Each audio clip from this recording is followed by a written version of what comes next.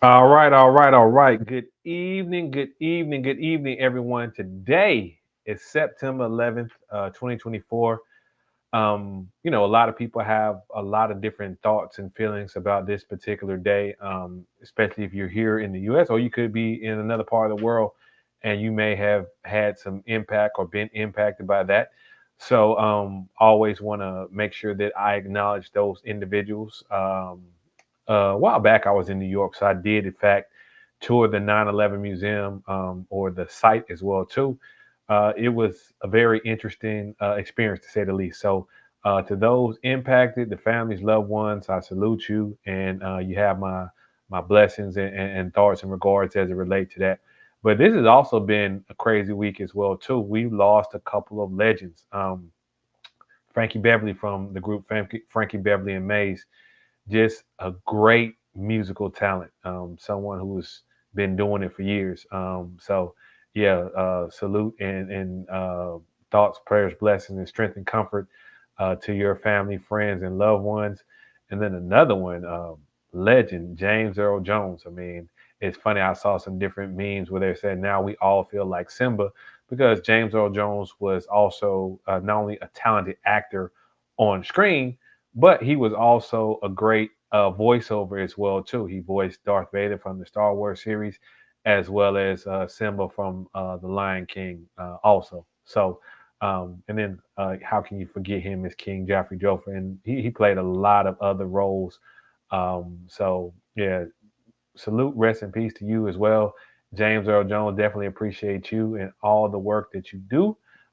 You were amazing. And so, yeah, that's what we got going on to start this week. But yeah, we're in the month of September. Today is the 11th, so we're about 10 days away from the fall season, depending on where you are in the world. In the northern hemisphere, we got that coming up. But if you're in the south, you will be enjoying spring. But because I know I have listeners and people who tune in from all over the world. So we got that done. And let's get into the center of the day. So the look I have here, I just want to do a classic with the turtleneck suit type jacket because one, that's a tribute to, as I said, the person that we're going to do the topic on. And then also two, James Earl Jones, he was very stylish as well too. So what did I sent for today? None other than the master. I don't know if you see that. It's Tom Ford. And so Jay Z is famous for saying, I don't pop mollies, I rock Tom Ford. And Tom Ford has so many different types of fragrance. So I had to think in my mind, okay, which one of the many would Jay Z wear? So I know him and Beyonce, they recently had a house built in Southern California. So it's not as cold as it would be in New York. So he probably wants something a little bit refreshing. And so I went with the masterpiece Oud Wood. So Oud Wood is a beautiful fragrance. Um, that Oud Wood is Oud good. That's what a legendary fragrance reviewer used to say. And it is just a grown and sexy fragrance, you know, for the fellas. So sorry, ladies, but you can enjoy it and smell it. I've had women stop me in the store, ask me what I'm wearing, and then ask me to help them shop for things for their husband or boyfriend. So it's it's actually a year-round scent. Also does well in cold weather as well too. The only challenge is it doesn't last as long. So that's where you use some of the tips that I gave you. So two things or three things that you can do. One, you can use a fragrance primer and put that on, and then put the oud wood on top of that. You can always check out my fragrance review where I talk about Molecule oh 01. That's going to enhance the smell of it. It's going to make it project more and make it last long. The other thing you can do is you can do a fragrance primer. So check out my other video where I talk about fragrance primers. You spray that on, it lasts long. But you do that, spray the fragrance primer on, and then you spray the oud wood on top of that. Or if you want to just knock it out of the park, do both fragrance primer as well as the Molecule oh 01, and you can thank me later. All right. So I am Eric Carr, your success concierge, and what I do, I help individuals and businesses uh, be better in position to achieve their desired outcomes by mastering the ABCDs of image. Because you never get a second chance to make a first impression.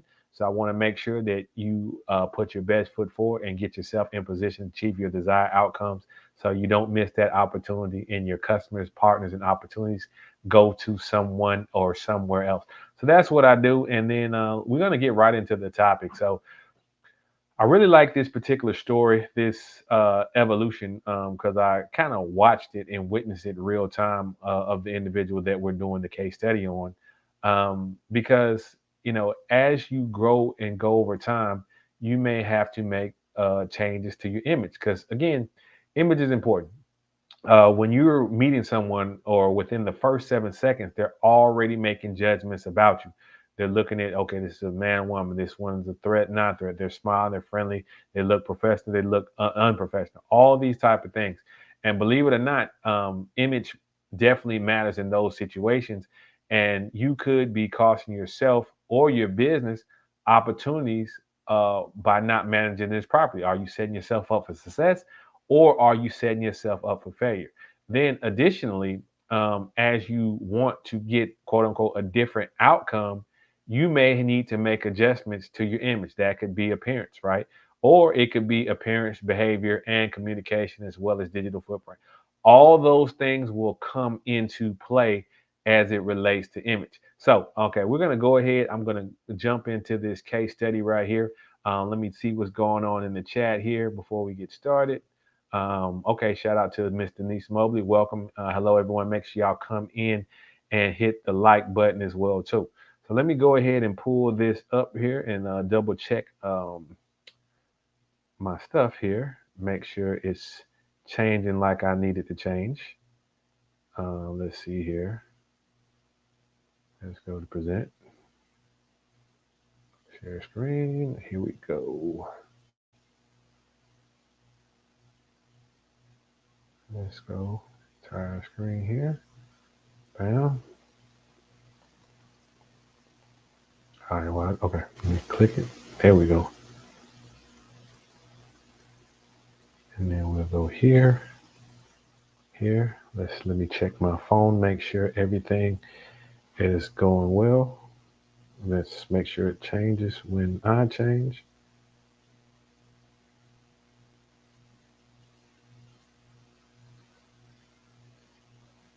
Or let's see here. Looks like it is. Looks like it's doing what we need to do. But we're going to jump right here. Yep. All right, it's working. I definitely want to make sure that because I don't want to be talking and y'all be missing out. All right. So I am Eric Hall, your success concierge, and today we're going to talk about image opening doors. And this is going to be a case study on Jay-Z, Sean Corey Carter, the other SC. I'm the success concierge. He's S. Carter. So we're going to go ahead and get started on that. A couple of disclaimers. All right. I'm just focusing on aspects that are public information, public knowledge. This is not to impose judgment. This is for educational purposes. You may think he's a good rapper, not a good rapper, good person, not a good person.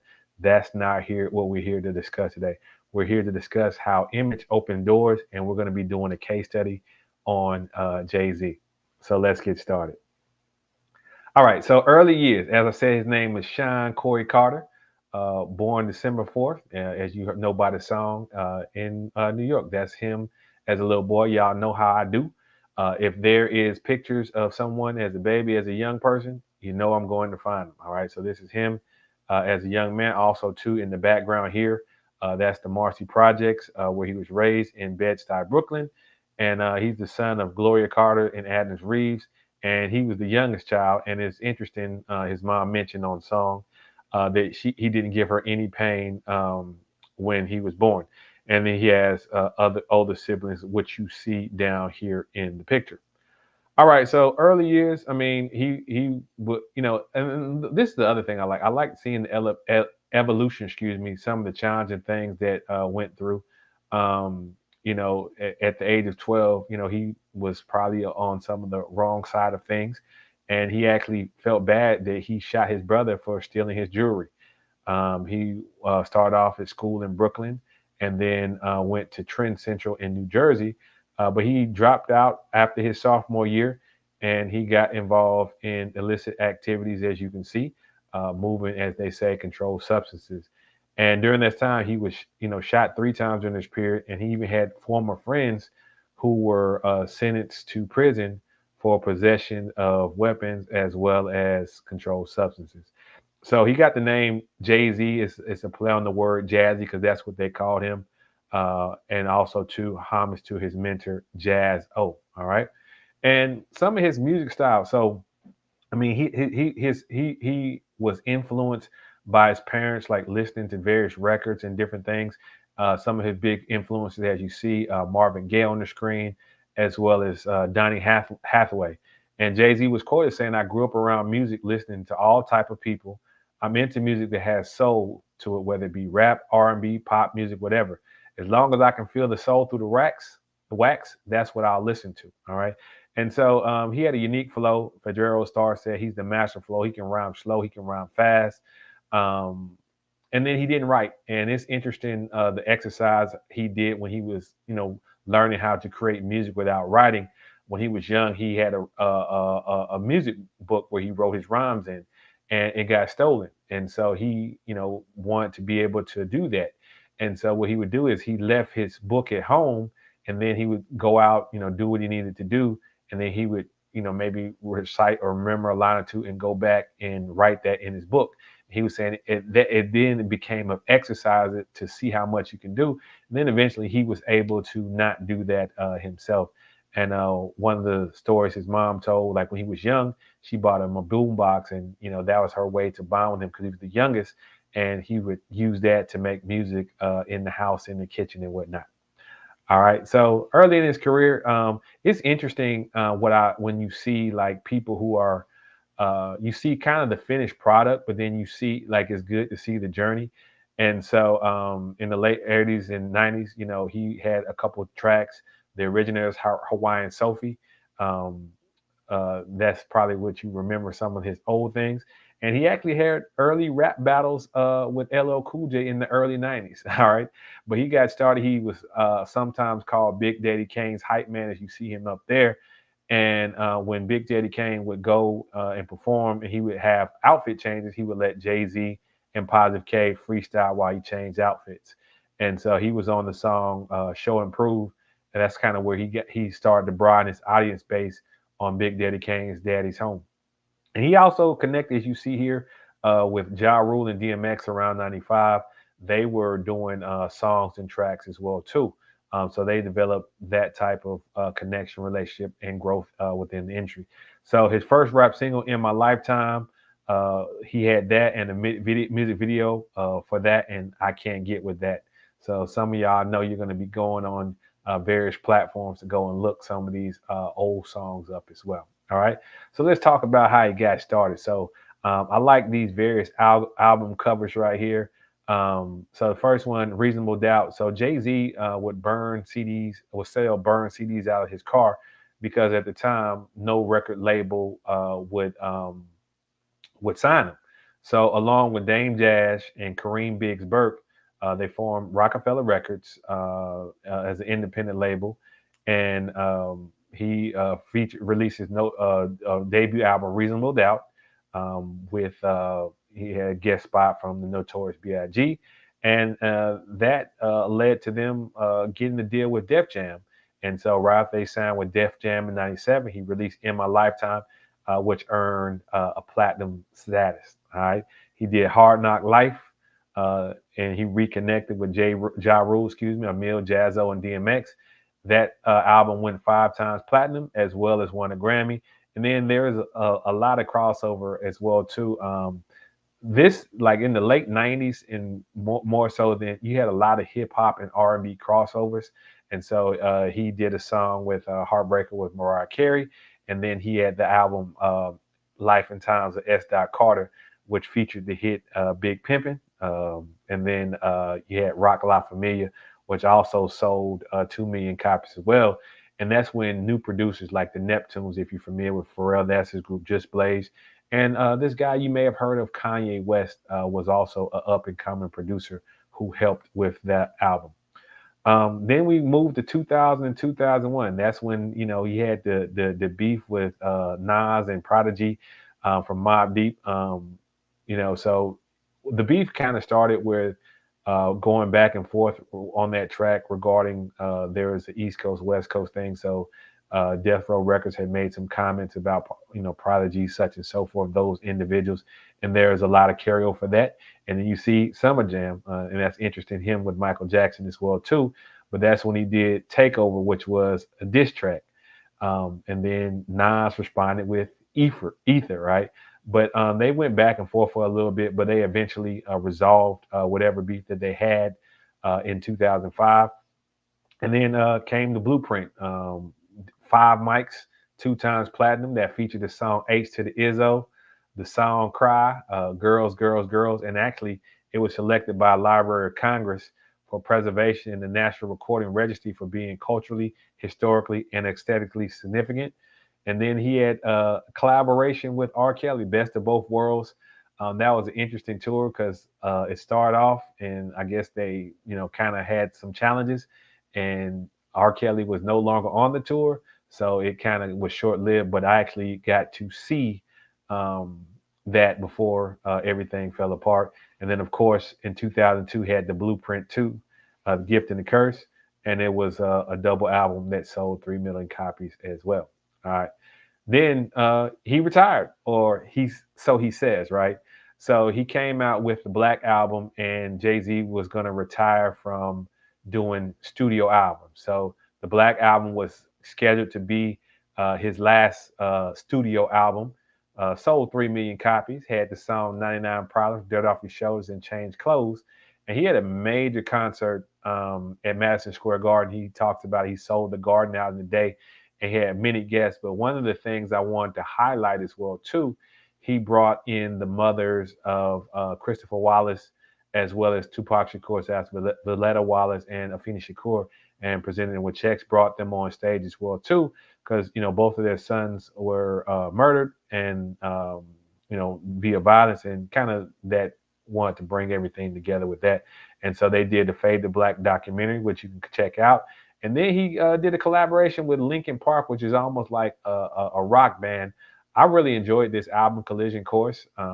Great album. And then also, too, you see him on the Vibe with the Black Album. And then he was named president of Def Jam. So now he had control of Def Jam as well as Rockefeller, because Dame Dash and Big sold their remaining interest. All right. So then after that, he had a couple albums, Kingdom Come, as well as while he was at Def Jam, he cleared DMX's $12 million debt, and this allowed DMX to be able to leave Def Jam. He continued to have success from a music standpoint. Kingdom Come sold 2 million copies. American Gangster had sold 1 million copies, had the song Blue Magic, and of course, the Rock Boys, they were in the building. All right. And so as he progressed, he started crossing over into some different genres, right? And so he was the first major hip hop artist to appear at Britain's Glastonbury Festival. And I have this picture of him holding a guitar at the festival, because some of the individuals or bands there say, "Oh, well, we're all about guitars. We don't, want that type of music here, right?" So Jay-Z said, we're creative here. We also do good music. And his group, or not group, but his concert actually sold out. So the people there also definitely wanted it. So that's why I kind of put this picture from there with Jay-Z holding the guitar. So he also, during that time in 2009, he left Def Jam. Shortly after, started Rock Nation. But then he had an album, The Blueprint 3, which did very well, reached #1 on Billboard. And then he was doing some, things with some other rock bands as well, too, U2, Bono, and The Edge. And then up here, they started with Watch the Throne. That was the collaboration album and tour with him and Kanye West as well, too. All right, so 2012, 2016, he was getting into a couple other different things. He was a curator and headliner for Budweiser's Made in America. So he's starting to get a little bit more mass appeal outside of hip hop and doing some other things. He had the album Magna Carta Holy Grail, and so they did a commercial, I want to say during Game 5 for the 2013 NBA Finals, and it did well. Billboard #1. It sold 528,000 copies in his first week, and he received 9 Grammy nominations, winning 3. All right. And then he had the Everything Is Love to it in the 444. So he had a teaser ad which featured Lupita Nyong'o, Danny Glover, and Mahershala Ali. And he released that on Tidal, Sprint, and it was in Apple, Google, and Amazon. And it was certified platinum and debuted #1. And then he did the tour for On the Run 2 with his wife, Beyonce. And they did unveil the Everything Is Love album, The Carters. So, Jay-Z, I like this particular image because it shows his growth in how he does things, as a philanthropy. So in 2003, along with his mother, he founded the Sean Carter Foundation, which initially started to assist eligible students with economic hardships attend and get through college. And you'll see, like in the middle, that's when he was first getting started. To the right, you see him, suited up, and then to the left, you see him dreaded out as well, or locked out with that. Couple things during his time. So in August, he met with Kofi Annan, who was Secretary General of the UN. And part of his world tour, he wanted to raise awareness and finances for the global water shortage. And so there was a documentary created, Diary of Jay-Z, Water for Life. Donated $1 million along with Kanye West. You may remember his famous words during Hurricane Katrina about a former individual who doesn't care about a certain group of people. But he donated $1 million for that. But Jay Z said the greatest form of giving is anonymous to anonymous. And there is a person, Sean Bell. You may have heard about his case, and so Jay Z set up a trust fund for his children. Also donated help bail out protesters during the 2015 activism against police brutality. He donated $1 million in COVID relief to New York, and also too, along with Meek Mill, provided 100K face masks to U.S. prison to assist in protecting the prison inmates from COVID-19. But he also got involved in politics as well too. So in the lower left hand corner, he did an announcement with Russell Simmons, um, to talk about denouncing racism and anti-Semitism. And then you see him here; he's gotten involved with some various politicians. That's him with Barack Obama, who spoke very highly of him. He said, "Every time I talk to Jay Z, who is a brilliant and talented and a good guy, I enjoy how he thinks. That's somebody who's going to start branching out and can shape attitudes in a real positive way." The lower left hand, they did a campaign for head count, urging voters, especially young voters, to register and vote.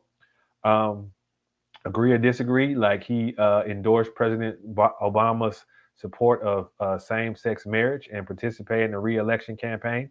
There is a legendary activist, Harry Belafonte, as you see in the top right. He kind of felt like, that Jay Z and Beyonce had turned their back on their social responsibility.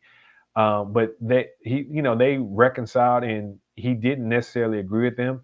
But Mr. Belafonte said he had a lot of love for them. So even though they're doing things, there are people who did not agree with them. And he appeared at a rally for Hillary Clinton, who praised Jay Z for addressing racism, oppression, and the criminal justice system. All right. Personal life, this is like something that's very, very, very public, because it plays out on screen. So his relationship with Beyonce, they collaborated on the first song, I want to say '03, Bonnie and Clyde in 2002, and then you saw him appear with her on Crazy in Love. That's How You Like It from Dangerously in Love album. B-Day, which is Deja Vu, and Upgrade You. That's what you see there in the picture. But in 2006, they were listed as the most powerful couple by Times Magazine in the 100 most influential people. And they kept their relationship low profile. They had a private wedding on April 2008, April 4th, and in Tribeca. And then it became public on April 22nd, 2008. And then even Beyonce, they were saying she didn't start wearing her, I can't remember, I think it was a Tiffany ring worth a couple million. She didn't start wearing that till September. But in 2009, they were doing major things. They were ranked as Hollywood's top earning couple. They made 162 million.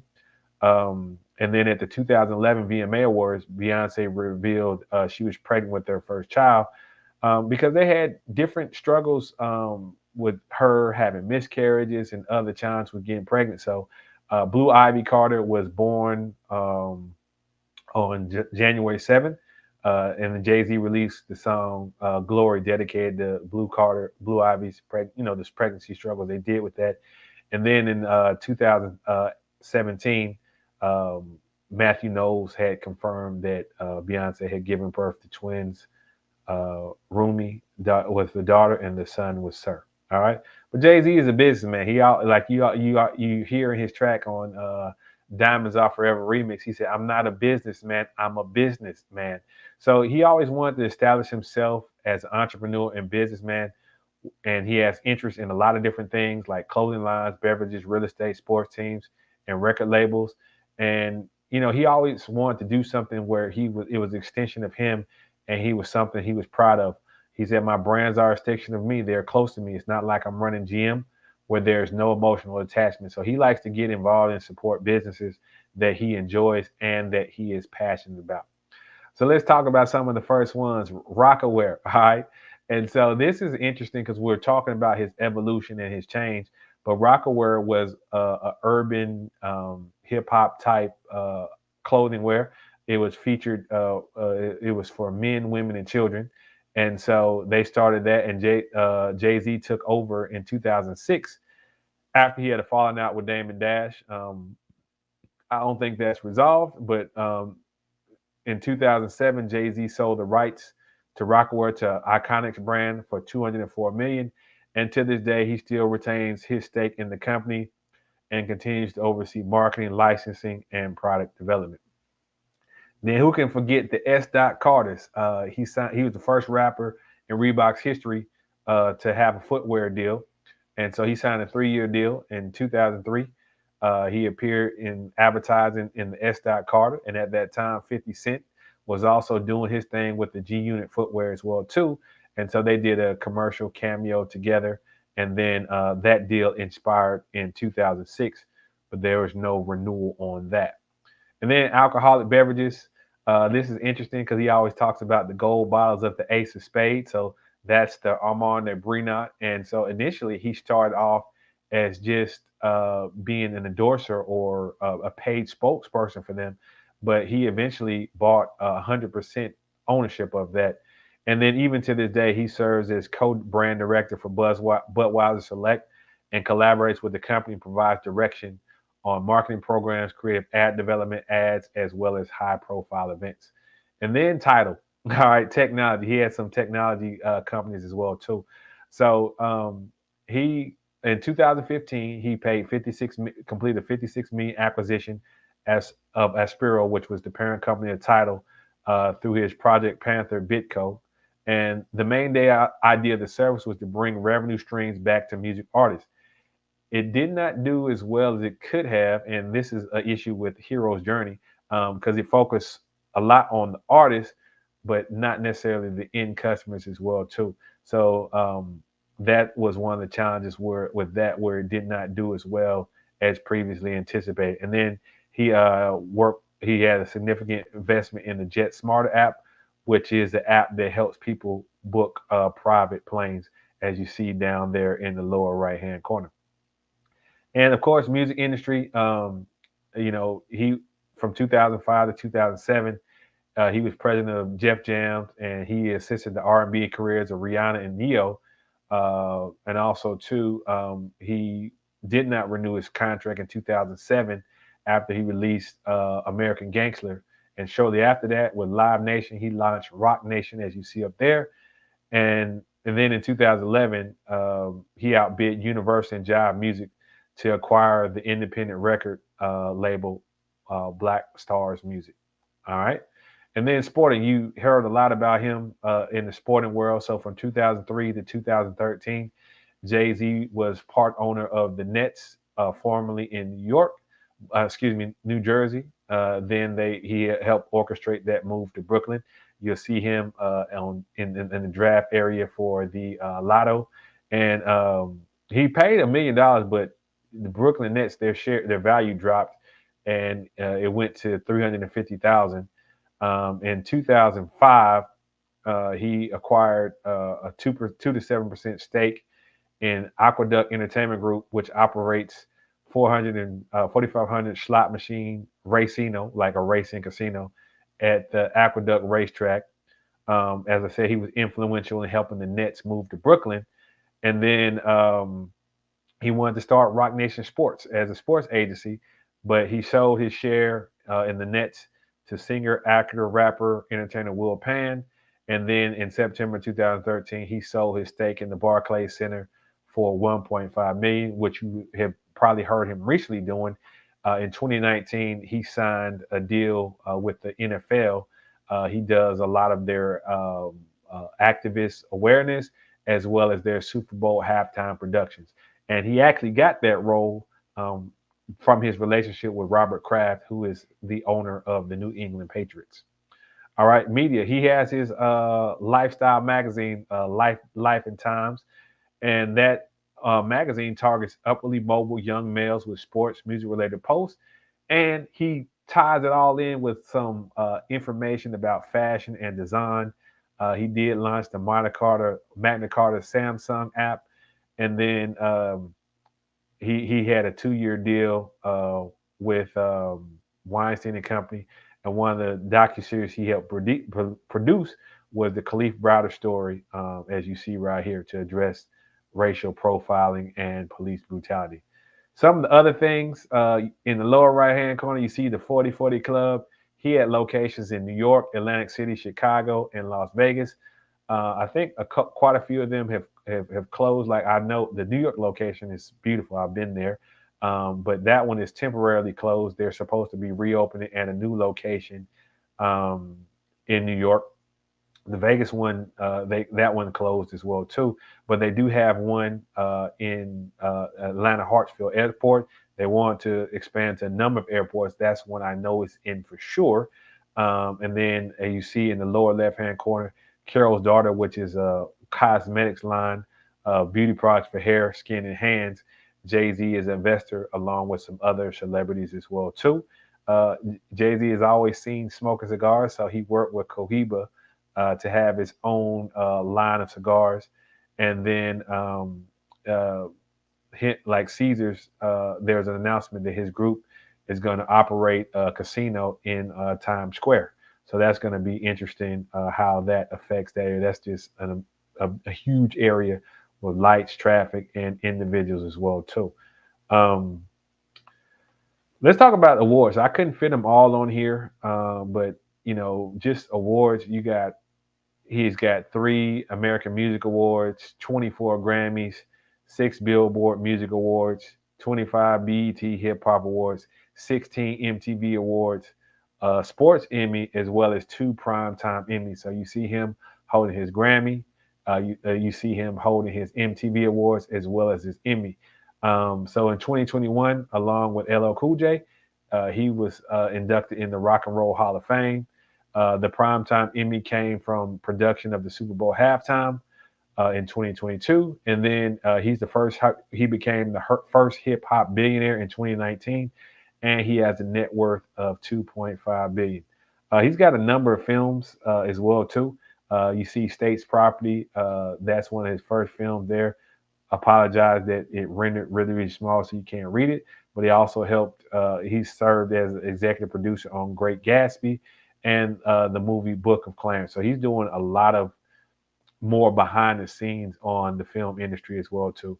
But he's had some legal challenges. You'll see, uh, there's the alleged stabbing case with Rivera. Um, and then he also had won a court case for his masters, and then won a court case to use "Made in America." And then I have this picture down here because as much as I like cologne, Jay Z didn't do his cologne did not do well, and Parlux sued Jay Z, claiming he failed to use all his social media and other platforms to help promote it.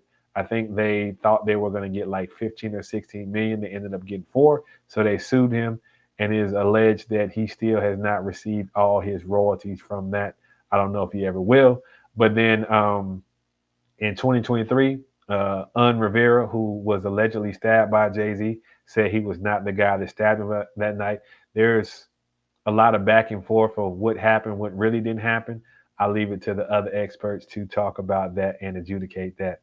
But let's talk about style personality. Jay Z has a style personality of a player, more so a boss as well too.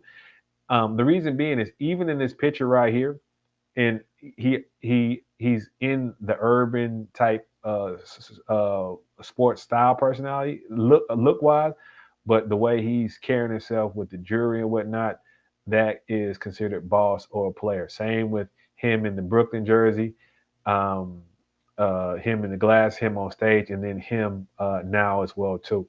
So he's evolved his style, but I would say his style personality is very much similar because even if he's going to be doing or operating in an urban or on stage, he always carries himself as a boss or a player, and that's kind of how his style personality is.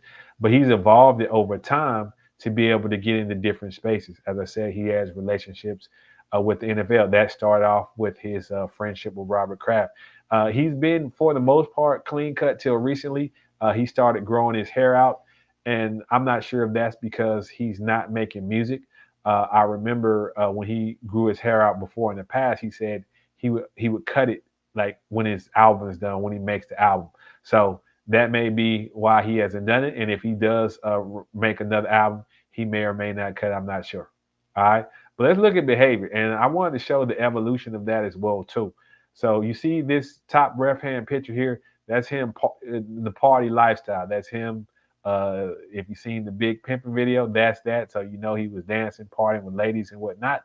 And then you see him courtside at the game. And then there's another picture of him courtside. Well, that's actually at Beyonce courtside. Jay Z on the side, Denzel Washington. But he was doing stuff family wise, and then also too, like now with the hair out, he's doing a little bit more activism and being more involved. And this is coming from someone who was in, we could say, the life of crime, and so he wanted to change his environment, change his outcome. So those are things he did to change his image. All right. And then communication. He involved with it. He said is a couple quotes. If you want the old me, go buy my old albums. And then he said another quote. He said, I used to rock a throwback balling on the corner. Now I rock a tailored suit looking like an owner. That was some of his things that he was saying as he evolved from the urban and hip hop side to more of the business side as well too. All right. And then the digital footprint, you see him, on the various magazine covers, you see how his look and his image change as well too. I mean, he's a celebrity, so you see that all of the time. But thank you for tuning in to the case study on Jay-Z, Sean Carter. I am Eric Hall, your success concierge. Like, comment, share, and subscribe. And thank you for tuning in to this portion of the case study. All right. So let's see what we got going on here in the chat. Okay. Let's see here. So yeah, that was that. I really enjoyed that case study. So let's see what type of questions that we have here, because that's what we like to do. Let me also put uh, the link in here in case anybody wants to join up. Make sure y'all hit the like button as well too. All right, let's see here. Let's go to the questions. Oh, but y'all kill me with this right here. I'm gonna answer this. All right. So, has anyone ever told you you look like Jay Z? Yes. And it actually started in when I was in high school. You may or may not know my age, but I'm a mature gentleman. But I was in high school at the time when Jay Z was first coming out, and it wasn't like we didn't have the internet and things didn't travel like they do now. So you had to actually go on TV to watch videos versus being able to watch them on your phone and on your hand. So a couple people when he was coming out at that time, they say, "Oh, you remind me of Jay Z." So yes, I have heard that. There's a good as well as that too. Now Jay Z has changed up his hair a little bit, but one thing that he and I have in common, just with our head shape, that we're able to rock any style of hat that we want to, um, because of our head and facial structure. So that's a good thing as well too. We're also both left-handed, but Jay Z is a little bit taller than I am. But yes, I have heard that many, many times for many, many years. All right, let's see what else we got here. Let's see here. All right, y'all be trying to get me with this right here too. All right. So, did you watch the debates, and what are your thoughts? So, for those of you, depending on when you're tuning in, there was the presidential debate last night, which was been September 10th between Kamala Harris, the Democratic nominee, and Donald Trump, the Republican nominee.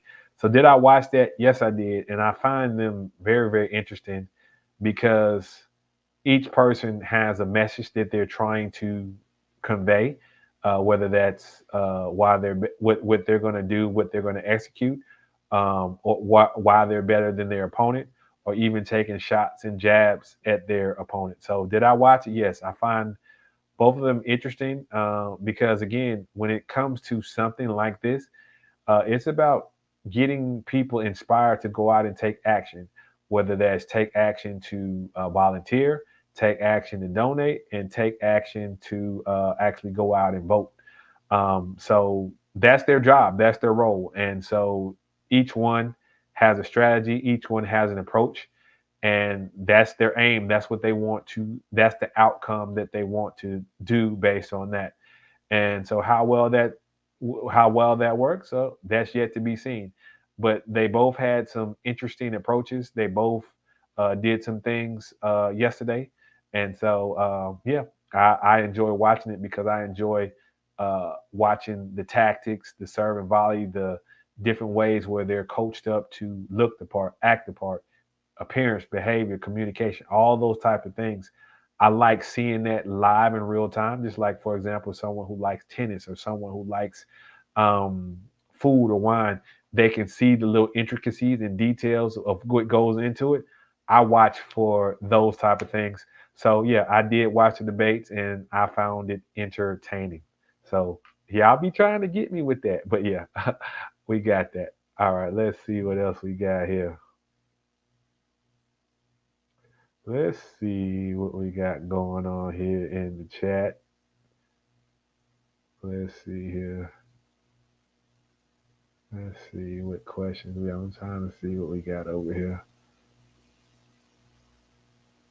Oh boy, this is a good one right here. All right. I'm sure you have seen Lil Woody on YSL, and what are your thoughts and how would you work with him?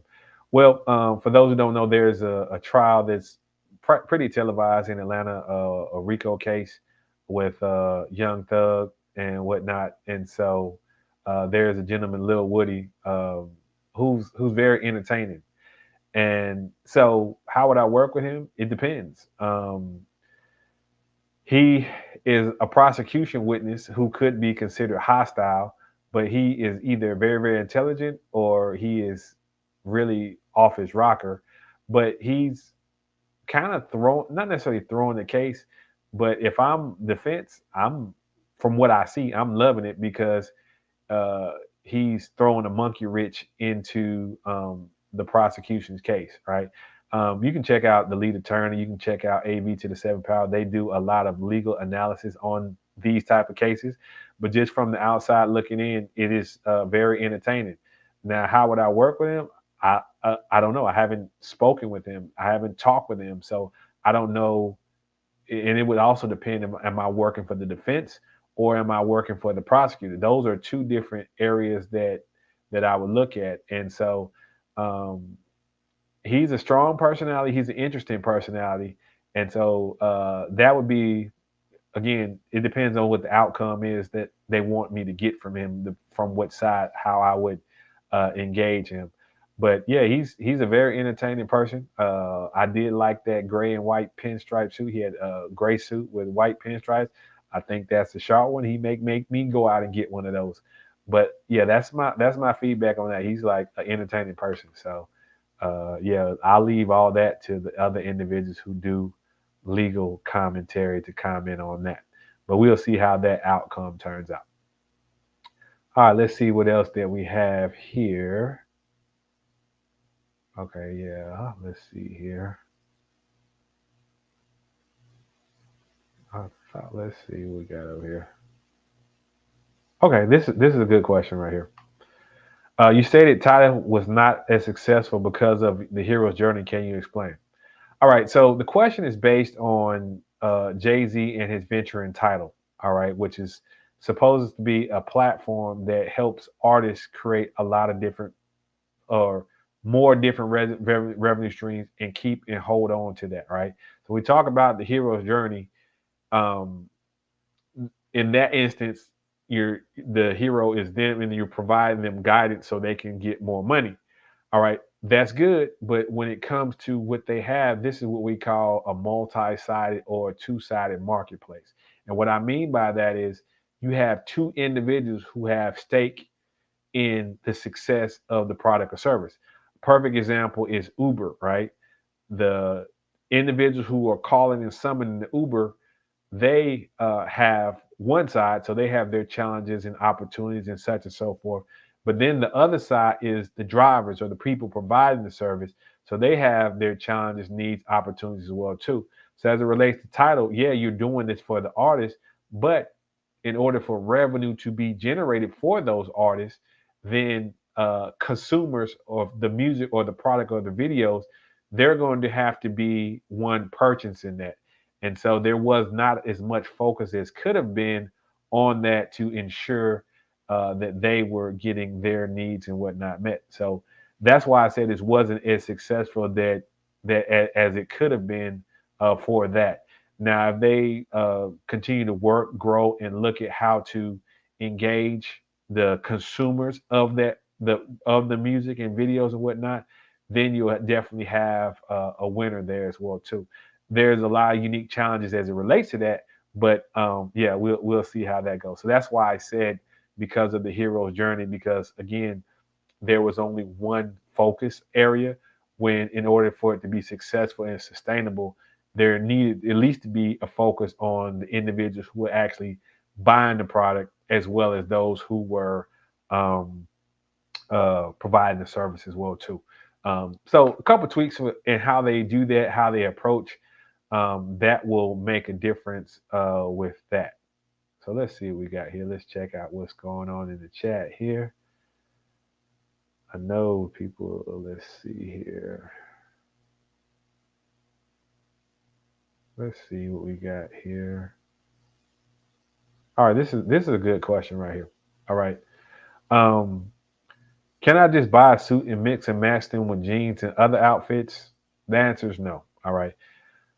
There's a difference between a suit jacket, a blazer, and a sports coat, right? So a suit jacket, the way it looks, designs, cut, is designed specifically for the suit. So if you try to wear that with jeans and other mixed match things, it's not going to look right. Additionally, all right, when you get the lengths of the pants, such and so forth, you may want to have a link where you show your socks and vary that way, and or you want to show your boots, your ankle, like different type of things. So your the length and cut of your pants is going to be different for each type of situation. So essentially, you have a suit jacket, you have blazers, which are typically like they have become a little bit more flexible in that, but they're typically solid color with buttons. And then you have the sport coat, and that's where you get and look and see more of the patterns, more of the adjustments. So the sport coat is more versatile, where you can dress it up or you can dress it down. Still can't go suit level with it, but you can dress it up and dress it down. Blazer is more formal, almost casual. Depending on how you do it, you may can dress it down, but not too far with jeans and such and so forth. And then a suit is a suit, so it should go with the accompany pants that it or accessories that it goes with. And so you really can't do that. I know a lot of times people saying like, how can I take shortcuts? So if you wanted to do that, you would say, okay, I may get basic suits, whether it's a black one, because again, you can do that, or a charcoal gray, which is kind of like the color I have here. You can wear that versatile with so many different things if you want to do one, all right? And then you can get yourself some sports coats uh, and then mix and match with the shirts, right? I think I'm gonna do a video where I use one suit and then I change the look of the shirt, and so you can see how you can get multiple looks out of one particular outfit. But no, you don't want to do that. Try to mix and match suits with jeans and whatnot. There are some suits you can dress them up and dress them down with boots, sometimes sneakers, but you can't really do that with the pants. So that is a no-no on that. But again, fashion is malleable, so you may be able to pull it off depending on your other aspects of it. But you got to have it screwed on pretty tight to be able to do that. So it's definitely a challenge. So I would recommend working with a professional on that if that's what you choose to do. All right, let's see what else we got going on here. Let's see. I think we got one more question that we can answer. Okay. Here we go. Let's see. Check the chat.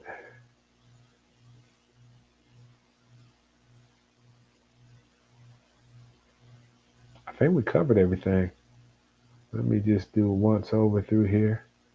Make sure we don't have any more. Oh yeah, we got time for one more. We'll answer this one right here because it's apropos because for what we do. So how do I know when it's time for an image or style change? Well, if you're asking, then you're probably there's an area that you're dissatisfied with, right? And so typically when people want an image change or a style change, they've had an instance in their life. It could be a graduation, it could be a marriage, it could be a divorce, it could be a new job, it could be a relocation to a new city. So typically if you're thinking about that, then chances are it may be time for you to go ahead and pull the trigger on that. All right. Also, usually people, they want a different type of outcome. So you may want to attract something different, go to something different. And so that's why you work with an image professional like myself or someone like me, because what we're going to do is we're going to ask the questions like, what is your lifestyle like? What are some things that you do or and act on a consistent basis? What are some different outcomes that you want to have? What are some occasions that you have, how you dress, such and so forth? And of course, I always use the three questions: where you're going, what's the mess you want to send, what's the value add or cost per wear. And so based on that, I can say, okay, yeah, what you have is suitable for that. What you have is maybe not as suitable for that. But that's just one area because we talked about appearance, right? Again, change in outcomes may not only just deal with appearance or your appearance could remain the same. We might need to make some behavioral changes. We may need to make some communication changes, need to make some digital footprint changes. So all these type of things are questions that I would ask and I would have for someone who is interested or has questions about a style or image change. And not only that, like myself, yes, I'm an image consultant professional, but I also consult with other individuals in the professions world too to learn skills, to make sure I'm doing the things that I need to do. So even the barber has a barber, even the lawyer has a lawyer. So I keep these type of individuals on my team so that I can continue to grow and get better in that area as well too. All right, we got Dungeon Demoness. Okay. Welcome to you right there. Hello. Thank you for tuning in. And let's see. I'm gonna put the link out here. See if anybody has any more questions. You can throw them in the chat because I like to. I'm not a preacher, so I don't like to be long-winded. I like to keep it short and concise and to the point. And while we do that, let's see. See if we got any more questions right here because we had some good questions. We had some good interactions.